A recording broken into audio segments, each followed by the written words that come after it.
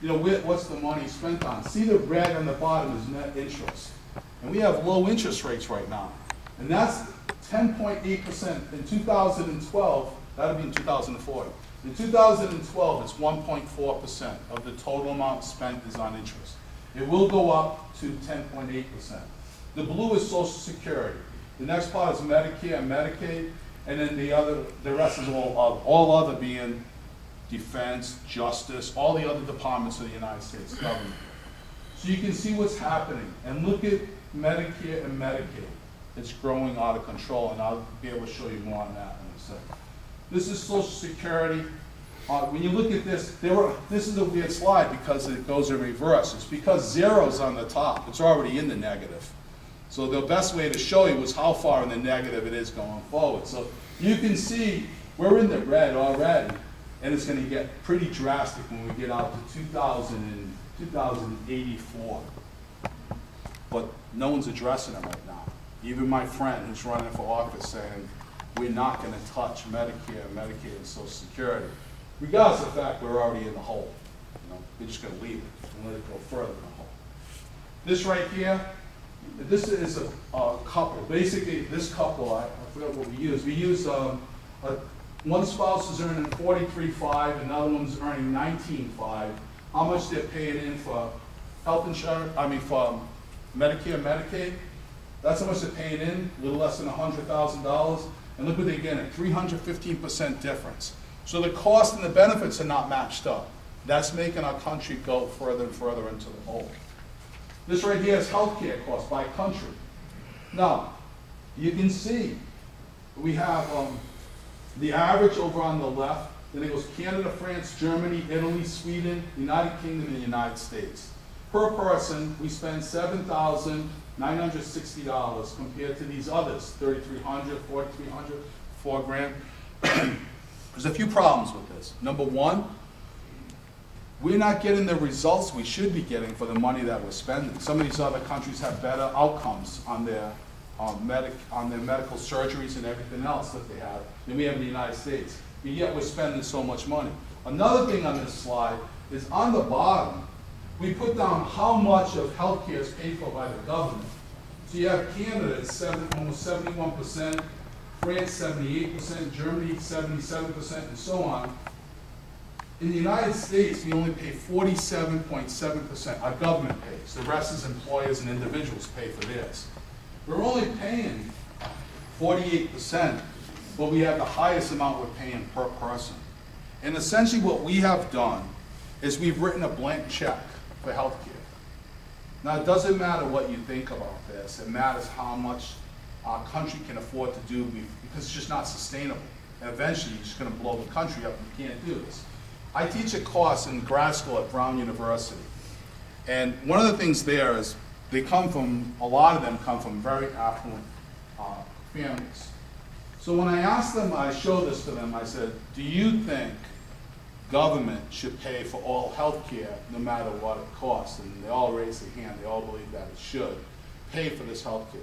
I said, okay, how about someone who's your mother or your father at 88 years old? Let's pick what the thing is. Double replacement knee surgery, hip surgery, whatever you want to pick, something that costs a lot of money. Or something that could extend their life another 2 years or 3 years. Do you think they should spend the money on it? Because that's what you do as a professor. You try to aggravate the classroom and make them think. So they all raised their hand. I think we should spend the money because the government's paying for it. So I said, well, let me give you an example. What if in your mother and father's will, they were leaving you $2 million, but you had to pick up half the surgery. So that meant that it was going to cost roughly $1 million. So instead of, you take $1 million out of your inheritance and it goes to pay for your mom and dad's surgery at 88 to get a double knee. I'm saying double knee, but it's something else because obviously that doesn't cost $1 million. How many would you pay for this? Extend their life 2 years. Maybe like half the room now. Oh yeah, you all want to spend someone else's money. But again, these other countries, even though they have socialized medicine, even they don't write a blank check for health care. So we really have to kind of figure out how much do we want to spend on this? Are we going to put a limit on it? It's a social issue that we have to kind of decide on to do it, but it's a financial issue. And what happens is right now we essentially write blank checks. And I can show you through evidence and empirical data that most of that money is spent in the last 2 years of life. It's all in the back end, how much is spent, and are we really getting value for the dollar? But you know what? Who wants to say, Mom and Dad, we're not going to spend this money because, you know, it's a lot of money and you're only going to get another year. You know, I don't know, do you want to have a conversation? But it's one of those things you have to start thinking about because we can't afford it. But how do you handle that conversation? And that I give everyone credit for. That's not an easy decision, but it's easier when you understand that you'll be totally bankrupt if you do this. And we can't have a country with bankrupt. This right here, defense. Well, on the right-hand side, you see the United States. We spend $690 billion per year on defense.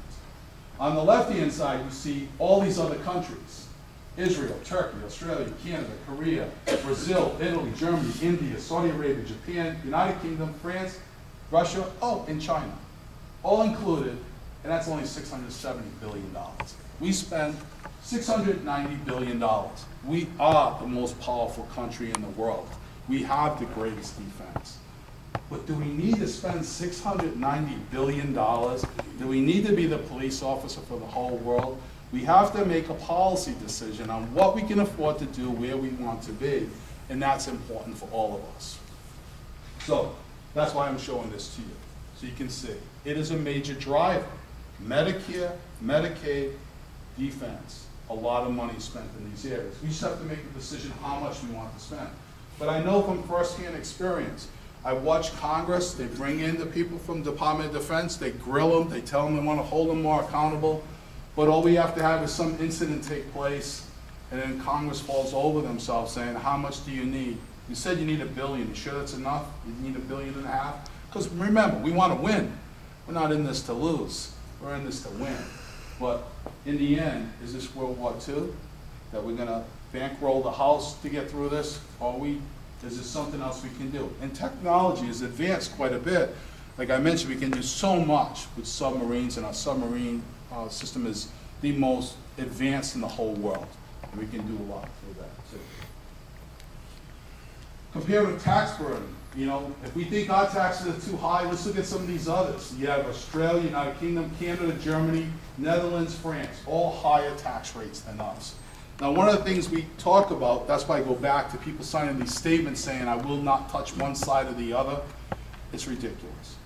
And if you're going to fix this problem in our federal government, we have to address both the revenue side, which could be taxes. I mean, call it what you want to call it, revenue, it's taxes. Taxes and services provided. You have to address them both. They can't be one or the other. You know, what's happening now, I spend so much time, and I have many friends, former United States senators. I was telling someone this morning that years ago, when I talked to them, they said they'd argue on the floor of Congress, but at night they'd go out to dinner and they'd go play sports. Now they can't even talk to each other in the hallway. They're considered a traitor if they're talking to someone else.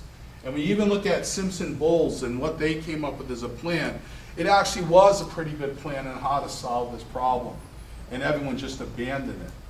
But they should go back and revisit what Simpson Bowles was all about. Because in that, they put in that mechanism, if it didn't get, you know, Congress passed the law, so if it didn't get fixed, we'd have all these severe cuts. No one ever thought this would happen. They made the penalty so great, so it wouldn't get to this point.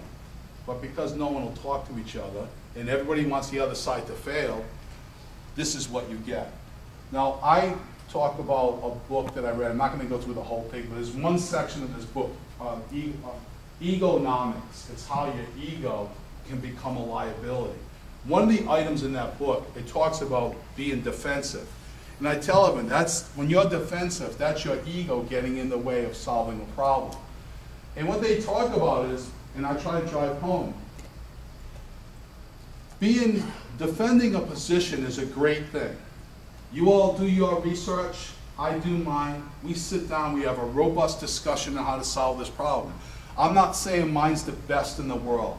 I believe mine is the best in the world based upon my evidence. But you do your research and we have this robust discussion on how to solve this problem. You just may have a better answer than I do. So maybe we go with yours. And maybe a combination of everyone's opinion here, we come up even a hybrid that's better than mine, yours. This hybrid is better. But when people are defensive, they close their mind to any possible way of solving it but their own. And that's essentially what we have going on right now. They've become defensive instead of defending a position. They've come to the point where if they give up on this issue, they basically lost their heart and soul in everything they stand for. We should never put ourselves in a position where if we lose this fight, we lose our heart and soul. Our goal should be on what's the best, the greater good for our country, and then that's how they can solve it. But we're not there yet, but we need to get there. And then we only can get there if all of you, all of us as citizens, put pressure on our elected officials and the people running for office, and in the end, I'll show you how. This is important. Tax